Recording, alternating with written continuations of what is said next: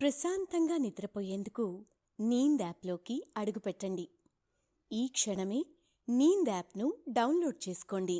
ఒత్తిడిని తగ్గించి ప్రశాంతమైన నిద్రలోకి మిమ్మల్ని తీసుకెళ్లే చక్కని కథలు, ధ్యాన పద్ధతులు, ఆహ్లాదకర సంగీతాన్ని మీరు నీంద్ యాప్లో మాత్రమే వినండి. ఇవే కాకుండా పలు రకాల స్లీప్ ప్రోడక్ట్స్ అయిన sleep gummies, milk mix, sleep tea bags గురించిన సమాచారం తెలుసుకోవచ్చు. ఈ ప్రోడక్ట్స్కి మీరు బానిస అయ్యే అవకాశమే లేదు. వీటిని వాడడం వల్ల మీకు ఎటువంటి సైడ్ ఎఫెక్ట్స్ కూడా ఉండవు. సంపూర్ణంగా నిద్రపోయేందుకు ఇవి సహకరిస్తాయి. మీ నిద్రానుభవాన్ని మరింత మెరుగుపరుస్తాయి. నమస్తే, నేను మీ గౌతమి. ఇప్పుడు విక్రమార్కుడి సాహసాలు అనే కథను వినేద్దామా? విక్రమార్కుడు గురించి, విక్రమార్కుడి పరాక్రమం గురించి తెలియని వారు లేరు. విక్రమార్కుడు ప్రత్యేకించి బేతాళుడిని చెట్టు మీద నుంచి కిందకి దించే ప్రయత్నం గురించి, బేతాళుడు అడిగిన ప్రశ్నల గురించి మనం ఎన్నో కథలు వినే ఉంటాము. అటువంటి కొన్ని కథలలో ప్రత్యేకమైన ఆసక్తికరమైన కథల గురించి ఈరోజు వినేద్దామా?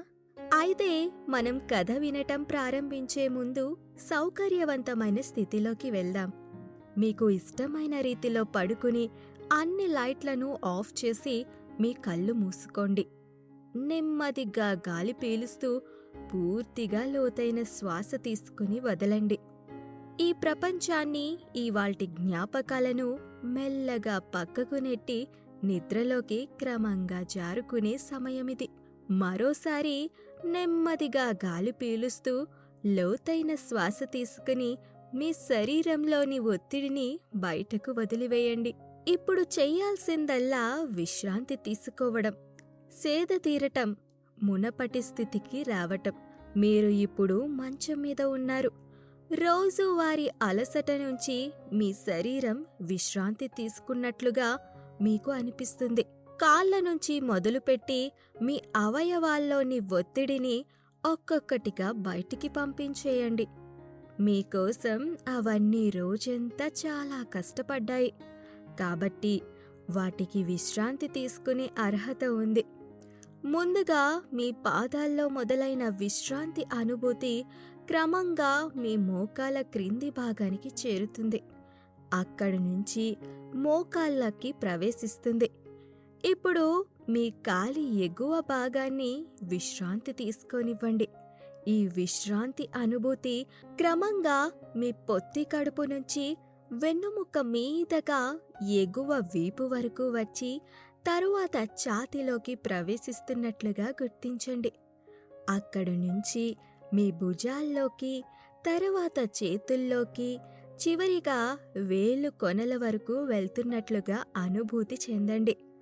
ఆపై మీ మెడ, తల, ముఖం వరకు ఆ అనుభూతి ప్రవహిస్తుంది.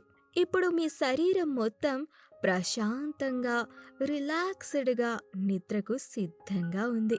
త్వరలోనే మీరు చక్కని నిద్రలోకి జారుకుంటారు. డ్రీమ్ ల్యాండ్లో ప్రశాంతంగా ప్రయాణిస్తారు. ఈ ప్రయాణం ఉదయం వరకు కొనసాగుతూ ఉంటుంది. కాబట్టి మీరు కథను వింటున్నప్పుడు మీ శ్వాసను కూడా అనుసరించండి. అద్భుతమైన నిద్రానుభవం కోసం మీ శరీరం మొత్తానికి విశ్రాంతినిస్తూ స్థిరంగా ఉండండి. ఇప్పుడు కథలోకి వెళ్ళిపోదామా? ఒకసారి విక్రమార్కుడు తనకి ఇచ్చిన పనిని నిర్వహించడానికి గాను బేతాళుడిని చెట్టు మీద నుంచి కిందకి దింపి తన భుజం మీద వేసుకుని వెళ్తూ ఉంటాడు.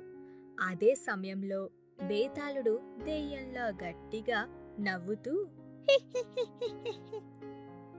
అంటూ విక్రమార్కుడి భుజం మీద నుంచి మళ్ళీ చెట్టుకి చేరుకుంటాడు.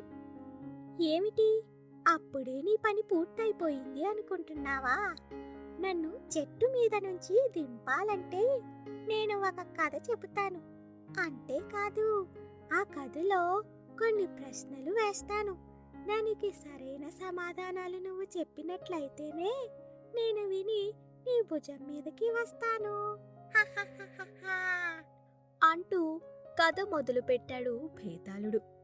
రామాపురం అనే ఊరిలో కుమారస్వామి అనే జమీందారు గారు ఉండేవారు. ఆ జమీందారు గారికి 3 కుమారులు. సూరజ్, నీరజ్, ధీరజ్ ఒకనాడు ముగ్గురు కుమారులను విహారయాత్రకు వెళ్ళమని పొరుగురులో ఉండే వల్లభరాజు జమీందారు ఇంటికి అతిథులుగా వెళ్ళి కొన్ని రోజులు గడిపి రమ్మని సలహా ఇస్తాడు తండ్రి కుమారస్వామి. ఎందుకంటే తన ముగ్గురు కుమారులు చిన్నతనం నుంచి ఒక్కనాడు కూడా తమ బంగళాను వదిలి బయటికి వెళ్లేందుకు మక్కువ చూపలేదు. మరి వాళ్ళ ముగ్గురికి బయటకి వెళ్లి తిరగాలని ఆశ లేదు, కోరిక లేదు. వాళ్ళు ఎప్పుడూ కూడా ఇంట్లోనే ఉండేందుకు ఇష్టపడేవారు. అయితే ముగ్గురు యువకులకు 3 విచిత్రమైన ప్రత్యేకతలు ఉంటాయి. అంతేకాదు, ఆ ముగ్గురు కూడా బయటికి వెళ్లేందుకు ఇష్టపడకుండా ఇంట్లోనే విద్యను నేర్చుకున్నారు. తమ విద్యాభ్యాసాన్ని పూర్తి చేసుకున్న ముగ్గురు కుమారులను ఇంట్లోనే ఉంచితే ప్రపంచం తెలియని వారిగా మారిపోతారనే ఉద్దేశంతో మెల్లమెల్లగా బయటికి పంపాలనే ఉద్దేశంతో పొరుగురులో ఉండే జమీందారు ఇంటికి పంపిస్తాడు కుమారస్వామి. బలవంతంగా కుమారులు వల్లభరాజు ఇంటికి వచ్చారే గాని సంతోషంగా కనిపించలేదు. వచ్చిన మరునాడు ఉదయాన్నే అతిథులుగా వచ్చిన సూరజ్, నీరజ్, ధీరజ్ ముగ్గురికి పనివాళ్ళు వచ్చి వేడివేడిగా పాలు తాగమని ఇచ్చారు. అయితే అందులో ఉన్న సూరజ్ పనివాళ్ల మీద మండిపడి పాలను తాగమంటే తాగనని మండుపట్టు పట్టాడట. అంతేకాదు, ఇంటికి వచ్చిన అతిథులతో ఎలా ప్రవర్తించాలో తెలియదా అంటూ గట్టిగా అరవడం మొదలుపెట్టాడు సూరజ్. కేకలు విన్న జమీందారు గారు ముగ్గురు అతిథులు ఉన్న గదికి వెళ్ళాడు. ఏమైంది? ఎందుకని పనివాళ్ల మీద మండిపడుతున్నారు? వాళ్ళు ఏమైనా పొరపాటు చేశారా నాయనల్లారా అంటూ సూరజ్ వైపు చూస్తూ అడుగుతాడు రాజుగారు. అవును మరి, మీ పని వాళ్ళు చేస్తున్న పనికి మేము తక్షణమే ఇక్కడి నుంచి వెళ్ళిపోవాలి అనుకుంటున్నాము అంటూ మరోసారి సూరజ్ పని వాళ్ళ మీద మండిపడతాడు. అయ్యో, మీ నాన్నగారు మీరు ఇక్కడ ఎన్నాళ్ళైనా ఉండొచ్చని మీకు చెప్పే ఉంటారు కదా నాయనా. కానీ మీరు వచ్చి ఒక్కరోజైనా కాలేదు, తిరిగి వెళ్ళిపోతా అని ఎందుకు అంటున్నారు? ఇంతకీ మా పనివాళ్ళు చేసిన తప్పేమిటి? చెప్పండి నాయనల్లారా, నేను సరిచేస్తాను. మరొకసారి పొరపాటు చేయకుండా చూస్తాను అని తన స్నేహితుడు కుమారస్వామి మీద అభిమానంతో పదే పదే తన ఇంటికి వచ్చిన కుమారస్వామి కుమారులను అడుగుతాడు జమీందారు వల్లభరాజు. మేము కేవలం ఆవు పాలు మాత్రమే తాగుతామని మీ పని వాళ్లకు చెప్పలేదా? ఎందుకని గేదె పాలను మాకు ఇచ్చారు అంటూ జరిగిన విషయం చెబుతాడు సూరజ్. అయ్యయ్యో, నీ గురించి నాకు ఎందుకు తెలియదు నాయనా. మీ నాన్నగారు నాకు అన్నీ చెప్పారు. నేను మీకు ఆవు పాలను మాత్రమే తీసుకురమ్మని పని వాళ్ళకి చెప్పాను. వాళ్ళు అదే తీసుకుని వచ్చి ఉంటారు అంటూ మరొకసారి తప్పు జరగలేదు అంటూ చెబుతూ ఉంటాడు జమీందారు వల్లభరాజు. కాని ఈ విషయాన్ని సూరజ్ మాత్రం ఒప్పుకోడు. ముందుగా చెప్పినట్లుగానే ఆ ముగ్గురి కుమారులకు అద్భుతమైన ప్రత్యేకతలు ఉన్నాయి. అందులో ఒకటి సూరజ్ది. తాను కళ్ళుతో చూసి ఆ పాలు ఆవు పాలా లేక గేదె పాలా అనే విషయాన్ని చెప్పేస్తాడు. ఏదైనా కళ్ళతో చూస్తే చాలు, ఎదుట వారి లోపాలు కూడా చెప్పేస్తూ ఉంటాడు సూరజ్. అయితే తప్పు జరగలేదని జమీందారు గారు అంటూ ఉంటున్నప్పటికీ సూరజ్ మాత్రం అదేమీ కాదు, నేను ఇప్పుడే నిరూపిస్తాను అని చెప్పి సూరజ్ వల్లభరాజు ఇంటి ఆవరణలో ఉన్న పాలవాడిని పిలిపిస్తాడు. చెప్పు రంగయ్య, నువ్వు పని వాళ్ళకి ఆవు పాలు ఇచ్చావా, గేదె పాలు ఇచ్చావా? మన ఇంటికి వచ్చిన అతిథులు పని వాళ్ళ మీద మండిపడుతున్నారు. నిజం చెప్పు, నువ్వు పంపించనివి ఆవు పాలే కదా అంటూ పాలవాడిని నిలదీస్తాడు జమీందారు వల్లభరాజు. అయితే అప్పటికే నిజం తెలిసిపోయింది అనుకుంటూ పనివాడు వణికిపోతూ, రాజుగారు నన్ను క్షమించండి, ఈరోజు ఆవు పాలు ఇవ్వనే లేదు. మన అతిథులకు పాలు లేకుండా పోతాయని గేదె పాలను నేను పని వాళ్ళకిచ్చి పంపించాను. మీరు ఆవు పాలు మాత్రమే పంపించమన్నారని, నేను పాలు పంపించలేదని మండిపడతారని గేదె పాలను ఆవు పాలకు బదులుగా పంపించానండి అంటూ చెప్పేసరికి అక్కడున్న వారంతా ఆశ్చర్యపోతారు. పాలను చూసి అవి ఆవు పాలవో గేదె పాలవో చెప్పేసిన సూరజ్ని అభినందిస్తారు. మరోవైపు పాలవాడిని ఇటువంటి తప్పు చేయొద్దని మందగించి పంపిస్తాడు రాజు. కానీ సూరజ్ మాత్రం తనకి లభించిన అభినందనను పక్కన పెట్టి తాను ఇంటికి వెళ్ళిపోతాను అంటూ మొండికేస్తాడు. నాయనా సూరజ్, మా పాలవాడు చేసింది తప్పే. ఇక మీదట ఎటువంటి పొరపాటు లేకుండా నేను చూసుకుంటాను కదా అంటూ సూరజ్కి పదే పదే నచ్చచెప్పి ఏదో ఒకలా అక్కడే ఉండేలా చేస్తాడు రాజు. మరుసటి రోజు ఆ రోజు అందరూ భోజనానికి సిద్ధంగా భోజనశాలలో కూర్చుని ఉంటారు. అయితే ఈ రోజు వచ్చిన అతిథుల కోసం వంటలు వండాలని ప్రత్యేకమైన బియ్యాన్ని రప్పించి మరీ ప్రత్యేకమైన విందును ఏర్పాటు చేస్తాడు రాజు. అయితే విందు ప్రారంభించే ముందు నీరజ్ తన కుర్చీలో నుంచి పైకి లెగుస్తాడు. అయ్యో, ఏమైంది బాబూ? ఇంకా విందు ప్రారంభించకముందే ఎందుకు లేచి నిలబడ్డారు? ఏమైనా పొరపాటు జరిగిందా? ఏదైనా మర్చిపోయారా? అంటూ చాలా వినయంగా గౌరవంగా మాట్లాడతాడు రాజు. మీరు మమ్మల్ని ఇక్కడికి పిలిచి అవమానించాలి అనుకుంటున్నారా? శ్మశానంలో పండించిన పంటను తీసుకువచ్చి వంట చేస్తారా? అటువంటి విందును మేము ఆరగించాలా? అంటూ ప్రశ్నిస్తాడు నీరజ్. అది విన్న రాజుగారు విస్తుపోతాడు. ఏమిటి బాబు నువ్వు అనేది? ఈ బియ్యం శ్మశానంలో పండించినవా? అటువంటి పొరపాటు అస్సలు జరగనే జరగదు. మీరు పొరపడుతున్నారు అంటూ రాజు నీరజ్కి నచ్చ చెప్పాలని చూస్తాడు. కానీ నీరజ్ ఒప్పుకోడు. నా ముక్కు మీద నాకు పూర్తిగా నమ్మకం ఉంది. నేను వాసన బట్టి ఆ పంట ఎక్కడ పండింది అనే విషయాన్ని నేను చెప్పగలను. వాసన చూసి నేను ఏమైనా చెప్పగలను అంటూ నీరజ్ రాజుతో వాదిస్తాడు. సరే, తక్షణమే నేను ఈ పంట ఎక్కడ పండిందో ఆరా తీయిస్తాను.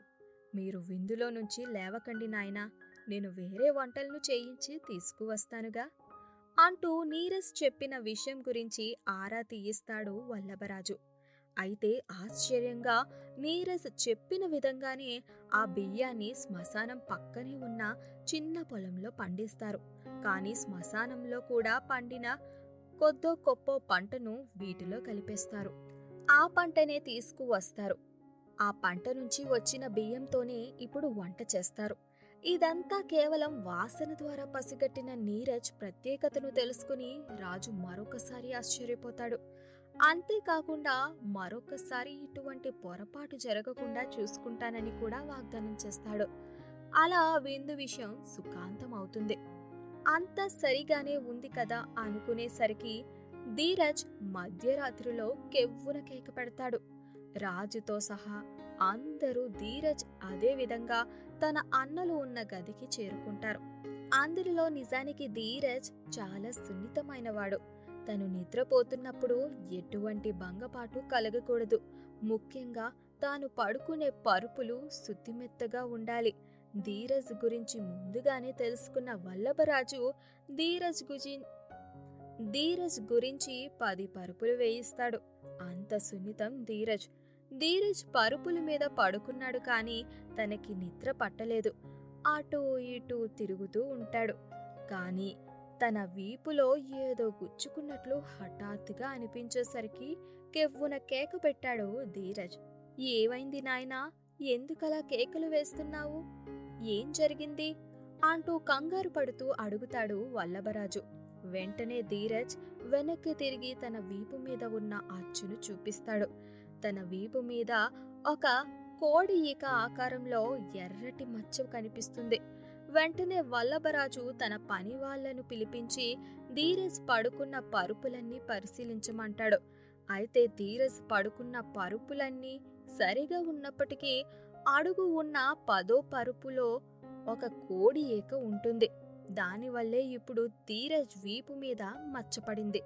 ఇది చూసిన పని వాళ్ళు, అదే విధంగా రాజు అందరూ ఆశ్చర్యంలో మునిగిపోతారు. ఏదో 10వ పరుపులో ఉన్న కోడి ఈక కారణంగా ధీరజ్కి నిద్ర పట్టకపోవడం కాకుండా తన శరీరం మీద ఏర్పడిన మచ్చని చూసి ఆశ్చర్యపోతారు. ధీరజ్ ఎంత సున్నితమైన వాడో అర్థం చేసుకుంటారు. అయితే ఇంతటితో కథ ముగిస్తాడు బేతాళుడు. ఏమిటి విక్రమార్క, కథ ఆసక్తిగా ఉందా? ఉంటుందిలే. అయితే నేను అడగబోయే ప్రశ్నలకు నువ్వు సమాధానం చెప్పకపోతే నేను ఇంక ఎప్పటికీ చెట్టు మీదే ఉండిపోతాను.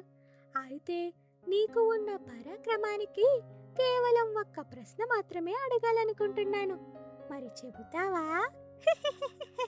అంటూ విక్రమార్కుడి వైపు చూస్తూ అడుగుతాడు బేతాళుడు. బేతాళుడు చెప్పిన కథ పూర్తిగా విన్న విక్రమార్కుడు బేతాళుడు వేసే ప్రశ్నలు ఏమైనప్పటికీ తాను చెప్పడానికి సిద్ధమంటూ బేతాళుడికి చెబుతాడు. నాకు తెలుసు విక్రమార్క, నువ్వు నన్ను ఇక్కడి నుంచి తీసుకువెళ్ళడానికే వచ్చావు. సరే అయితే నేను నీ భుజాల మీదకి రావాలంటే ఈ ప్రశ్న చెప్పు చూద్దాం. అంటూ ప్రశ్నను అడగడం మొదలు పెడతాడు బేతాళుడు. సరే అయితే విను. నేను చెప్పిన కథలో 3 కుమారులకి 3 రకాల ప్రత్యేకతలు ఉన్నాయి కదా. కానీ 3 కూడా తిరిగి తమ ఇంటికి వెళ్ళిపోయేందుకు పథకం వేశారు. అందులో 2 వేసిన పథకం మాత్రమే నెరవేరింది. అందులో ఒకడు పథకం వేయకపోయినా కూడా తను నిజమే చెప్పాడు. ఇంతకీ ఆ 3 కుమారుల్లో ఎవరు నిజమైన సంఘటనను చెప్పారో చెప్పుకో చేద్దాం అంటూ అడగాల్సిన ప్రశ్న అడిగాడు బేతాళుడు. ప్రశ్న విన్న వెంటనే విక్రమార్కుడు దీర్ఘంగా ఆలోచించడం మొదలు పెడతాడు. కాని మరో పక్క బేతాళుడు మాత్రం విక్రమార్కుడు ఆలోచించకుండా చేయడానికి సకల ప్రయత్నాలు చేస్తూ ఉంటాడు. పదే పదే మాట్లాడుతూ భంగపాటు కలిగిస్తూ ఉంటాడు. కాని విక్రమార్కుడు పట్టు వీడడు. ఎలాగైనా సమాధానం చెప్పాలని దీర్ఘంగా ఆలోచిస్తూనే ఉంటాడు. బేతాళా, నువ్వు చెప్పిన కథ నాకు చాలా బాగా నచ్చింది. నువ్వు నన్ను అడిగిన ప్రశ్న ఇంకా బహుగా నచ్చింది. మరి సమాధానం వినడానికి నువ్వు సిద్ధంగా ఉన్నావా? నా భుజం మీద వాలడానికి సిద్ధంగా ఉన్నావా? అంటూ ధైర్యంగా అడుగుతాడు విక్రమార్కుడు. నేను మాట తప్పను. నువ్వు తప్పకుండా సరైన సమాధానం చెబితే నీ భుజం మీదకి నేనే వచ్చి వాలతాను. ఇంతకీ సమాధానం చెప్పు మరి అంటూ బేతాళుడు అడుగుతాడు. నువ్వు చెప్పిన కథలో 3 కుమారులకి 3 ప్రత్యేకతలు ఉన్నాయి. సూరజ్, నీరజ్, ధీరజ్. సూరజ్, నీరజ్ ఇంటికి వెళ్లేందుకు పన్నాగాలు పన్నారు. సూరజ్ పాల విషయం పాలవాడి దగ్గర నుంచి తెలుసుకుని చెప్పి ఉండే అవకాశం ఉంది. ఇక నీరజ్ విషయానికి వస్తే బయట వస్తువులు తీసుకువచ్చే వ్యక్తి దగ్గర పంట ఎక్కడ పండిందో తెలుసుకునే అవకాశం ఉంది. కానీ ధీరజ్ విషయంలో అలా జరగలేదు. తన విషయంలో ఎటువంటి పథకమూ లేదు. నిజంగానే తను చాలా సున్నితమైనవాడు. తన వీపు మీద ఉన్న ఎర్రటి మచ్చ దానికి నిదర్శనం. అందుకే నువ్వు చెప్పిన కథలో ధీరజ్ మాత్రమే నిజం చెప్పాడు అంటూ సమాధానం చెప్తాడు విక్రమార్కుడు. బలా విక్రమార్క, భలా. నువ్వు చెప్పిన సమాధానం చాలా బాగుంది. అంతేకాదు, నువ్వు చెప్పింది సరైన సమాధానం. ఇక నేను ఈ చెట్టు మీద ఉండి ఏమీ చేయలేను. నీ భుజం మీద వాలిపోతాను అంటూ గట్టిగా నవ్వుతూ విక్రమార్కుడి భుజం మీదకి వచ్చి చేరుకుంటాడు బేతాళుడు. ఇలా విక్రమార్కుడి మొదటి కథ పూర్తయింది. కైలాసంలో శివుణ్ణి గౌరీదేవి తనకు కథను చెప్పమని కోరింది. శివుడు సాలభంజికల చెప్పిన కథలను పార్వతీదేవికి ఇలా చెప్పాడు. భోజ మహారాజు విక్రమార్క సింహాసనాన్ని అధిరోహించబోయాడు.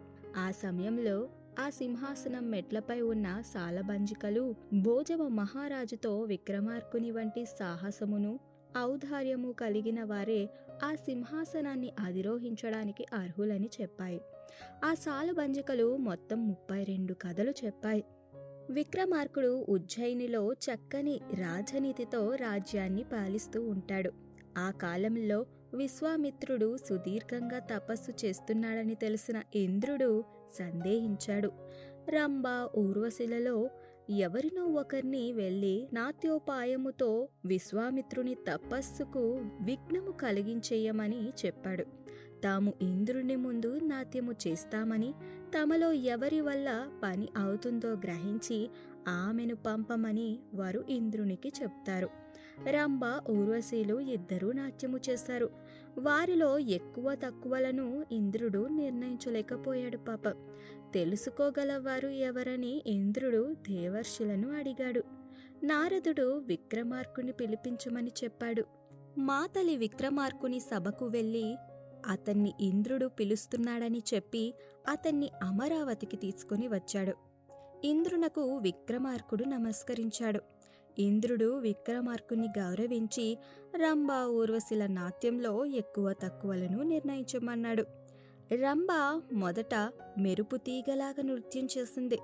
తరువాత ఊర్వశి నాట్యశాస్త్ర ప్రకారం నాట్యం చేసింది. ఊర్వశి వారిద్దరిలో నేర్పరి అని విక్రమార్కుడు ఇంద్రునకు తెలిపాడు. ఆ విషయాన్ని ఎలా నిర్ణయించావని ఇంద్రుడు విక్రమార్కుణ్ణి అడిగాడు. ఊర్వశి సాంగముగా నాట్యశాస్త్రంలోని పద్ధతిలో నాట్యం చేసిందని రాజు చెప్పాడు.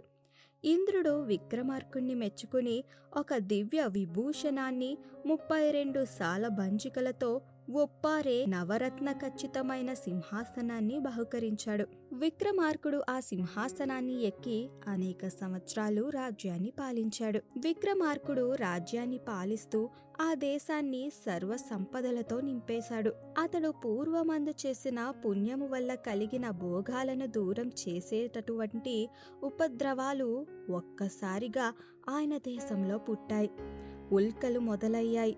ఆ ఉత్పాతాలను సూచించాయి. విక్రమార్కుడు తన మంత్రి బట్టిని పిలిచి ఆ ఉత్పాతాల వల్ల ఏమవుతుందో తెలుసుకోమని చెప్పాడు.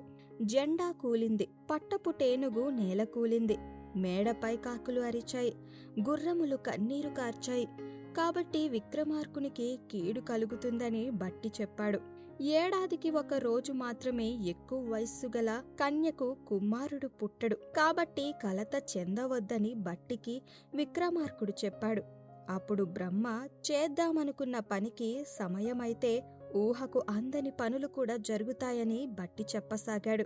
నృసింహుడు కుమారస్వామి అవతరించడాన్ని, హిరణ్యకశి పతారాకాసుల సంహారాన్ని, బలమైన లంకను నరవానరులు జయించాడని గుర్తు చేశాడు. అటువంటి బాలుడు తప్పకుండా ఉంటాడని వేగుల వారిచే వెతికించమని విక్రమార్కునికి బట్టు చెప్పాడు. అప్పుడు విక్రమార్కుడు తనకు హితుడైన బేతాళుణ్ణి తలుచుకున్నాడు. తనకు ఆపద వస్తుందని గ్రహించాడు. బేతాళుడికి విషయాన్ని తెలిపాడు. బేతాళుడు పాతాళ భూలోకాలు వెతికి వచ్చి విక్రమార్కునికి ఇలా చెప్పాడు. రాజా, నేను అన్ని చోట్ల తిరిగాను. ప్రతిష్టానపురంలో ఒక కుమారి ఇంట్లో ఒక బాలిక ముందు మట్టితో చేసిన చతురంగ బలాలతో ఆడుకునే బాలుణ్ణి చూశాను. ఆ బాలుడు ఎవరి పిల్లవాడని అడిగాను. అక్కడ ఉన్న ఒక వ్యక్తి అతడు తన కూతురు కొడుకని, తన కూతురు ఏడాదిపై ఒక్కరోజు వయస్సులో ఉండగా ఆమెను నాగేంద్రుడైన ఆదిశేషుడు కలియగా ఆ బాలుడు పుట్టాడని చెప్పాడు. కాబట్టి రాజ్య భోగాలు పోకుండా సాహసము చేయు అంటూ బేతాళుడు విక్రమార్కునికి సలహా ఇచ్చాడు.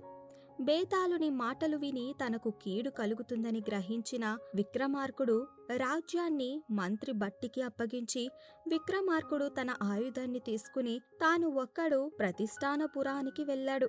విక్రమార్కుని వెంట ఆయన చతురంగ బాలలు వెళ్ళాయి. ఆ సైన్యంలో కొందరు నగరంలోకి వెళ్లి ఆ బాలుని యుద్ధానికి పిలిచారు. సర్పరాజు శేషుడు ప్రాణాలు ఇచ్చే తన మంత్రశక్తితో బాలుడు మట్టితో చేసిన చతురంగ బలాలకు ప్రాణం పోశాడు. ఆ సైన్యాలకు తోడిచ్చి శేషుడు బాలుని యుద్ధానికి పంపాడు. ఆ బాలుడు శాలివాహనుడు అనే పేరుతో యుద్ధానికి వచ్చాడు. శేషుడు పంపిన సర్పములు విక్రమార్కుని సైన్యములను కరచి చంపాయి. విక్రమార్కుడు సైన్యాన్ని తిరిగి బ్రతికించాలని వాసుకిని గూర్చి తపస్సు చేసిన ఆ ప్రయత్నం ఫలించలేదు. విక్రమార్కుడు తన భుజబలమే తోడుగా యుద్ధానికి సిద్ధమయ్యాడు. ఆయన హితులు మిగిలిన సైన్యము యుద్ధానికి సిద్ధపడ్డారు. శాలివాహనుని చతురంగ బలాలు విక్రమార్కుడి సైన్యంపై పడగా భూమి బాగా కదిలిపోయింది. ఆ రెండు సైన్యాలు పోరాడుతూ ఉండగా యుద్ధరంగం రౌద్ర సముద్రము వలె కనబడింది. వీరులు పరస్పరం పోరాడి చచ్చి స్వర్గానికి పోయారు. వారిని వరించిన దేవకాంతులతో కలిసి వారు ఆకాశం నుండి యుద్ధాన్ని చూశారు. దైవ సహాయము లేకపోవడం వల్ల విక్రమార్కుని సైన్యములు మరణిస్తున్నాయి. ఆయన చతురంగ బలములు నిర్వీర్యమయ్యాయి. ఆకాశంలోనున్న సైన్యములు బాలుని సైన్యంతో కలిసి విక్రమార్కుని సైన్యాలను నేలపాలు చేశాయి. విక్రమార్కుడు తన చతురంగ బలాలను నశింపగా కాలకర్మాన్ని శివుడు కూడా తప్పించుకోలేడని భావించి గొప్ప అస్త్రాన్ని ధరించి యుద్ధంలో నిలిచాడు. శాలివాహనుడు ఒక దండ కాష్టంతో విక్రమార్కుని శిరస్సును ఖండించాడు. విక్రమార్కుని శిరస్సు ఎగిరి ఉజ్జయినిలో పడింది. ఆయన శరీరము నుండి కాంతి జ్యోతి రూపంగా వెలువడి సూర్యునిలో కలిసింది. విక్రమార్కుడు మరణించాక శాలివాహనుడు పైఠానములో మహారాజుగా రాజ్యాన్ని పరిపాలించాడు. ఒక్కోసారి ఉపద్రవం ఎప్పుడు ఎలా ముంచుకు వస్తుందో ఎవరూ చెప్పలేరు, వచ్చిన తరువాత తప్పించలేరు అన్నదానికి ఇదొక ఉదాహరణ. విక్రమసేనుడనే రాజు అడవికి వేటకు వెళ్లి దారి తప్పాడు. పాపం దారి వెతకడంలో ముళ్ళ పొదలు గీరుకుని ఆయన బాగా గాయపడ్డారు. యామరపాటుగా ఉండగా ఆయననొక పాము కాటు వేసింది. అంతే, విక్రమసేనుడికి స్పృహ తప్పింది. ఆయనకు తిరిగి స్పృహ వచ్చేసరికి ఒక ఆశ్రమంలో పూల పాన్పుపై పడుకుని ఉండడం చూస్తాడు. పక్కనే ఉన్న ముని రాజు కళ్ళు తెరవగానే, సమయానికి నా శిష్యులు నిన్ను చూసి ఇక్కడికి తీసుకువచ్చారు. నాకు తెలిసిన వైద్యం చేశాను. ఇప్పుడు నీకెలా ఉంది నాయనా అని అడిగాడు ఎంతో ఆప్యాయంగా. విక్రమసేనుడు పరీక్షగా శరీరాన్ని చూసుకున్నాడు. గాయాలెక్కడా కనిపించలేదు. శరీరంలో కూడా పాముకాటు లక్షణాలు ఆయనకి ఏమీ కనిపించలేదు. ఆయన మునికి నమస్కరించి, తమరు సామాన్యులు కారు. మీ వంటి వారు ఇక్కడ అడవుల్లో ఉండడం న్యాయమూ కాదు. నా రాజధానికి వచ్చి నగరవాసులను వ్యాధుల నుంచి రక్షిస్తూ ఉండాలని నా కోరిక అని అడిగాడు. ముని నవ్వుతూ, రాజా, ఐహిక సుఖాల మీద కోరిక లేని మునిని నేను. నాకు తెలిసిన వైద్యం చాలా తక్కువ. సంసారిగా ఉన్నప్పుడు ప్రచుంజుడనే ఘన వైద్యుడికి శిష్యుడిగా ఉంటూ ఏదో కొంత వైద్యం నేర్చుకున్నాను. ప్రచుంజుడికి తెలిసిన దాంట్లో నాకు తెలిసింది 1,00,000 వంతు మాత్రమే. అన్నట్టు నీ రాజ్యంలో ప్రచుంజుడంటి వాడుండగా నా అవసరం ఏముంటుంది అని అన్నాడు. ఏమిటి, నా రాజ్యంలో ప్రచుంజుడని ఘనవైద్యుడున్నట్లు నాకు తెలియదే అని ఆశ్చర్యపోయాడు విక్రమసేనుడు. ఇందుకు ముని కాస్త ఆశ్చర్యంగా చూస్తూ, ప్రచుంజుడంతటి ఘనవైద్యుడు నీ రాజ్యంలో ఉన్నట్లు నీకే తెలియదా? అసలు నువ్వేం రాజువి? ఆయనకు రాజ సన్మానం చేసే వరకు నువ్వు సక్రమంగా పరిపాలన చేసినట్టు కాదు. ఆయన నీ రాజ్యంలోని సౌభాగ్య నగరంలో ఉంటున్నాడు. వెళ్ళి నీ రాజధర్మం నిర్వహించు అన్నాడు మందలింపుగా. ముని సహాయంతో సక్రమ మార్గం తెలుసుకుని విక్రమసేనుడు రాజధానికి చేరుకున్న వెంటనే మంత్రిని పిలిచి, మన రాజ్యంలో రాజ సన్మానం పొందదగ్గ ఘనవైద్యుడు ఉన్నాడేమో మీకు తెలుసా అని అడిగాడు.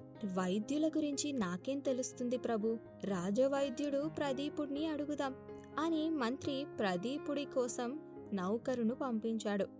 ప్రదీపుడు వచ్చి రాజుకు నమస్కారం చేసి ఆయన సందేహం విన్నాడు. ప్రభు, రాజవైద్యుడైన నన్ను మించి వైద్యుడు ఈ రాజ్యంలో లేడు. నాకు ఘనంగా రాజసన్మానం చేయించమని నోరు విప్పి అడగడానికి నాకు సిగ్గు మొహమాటం ఎక్కువగా అడ్డుకు వస్తున్నాయి అని చెప్పాడు.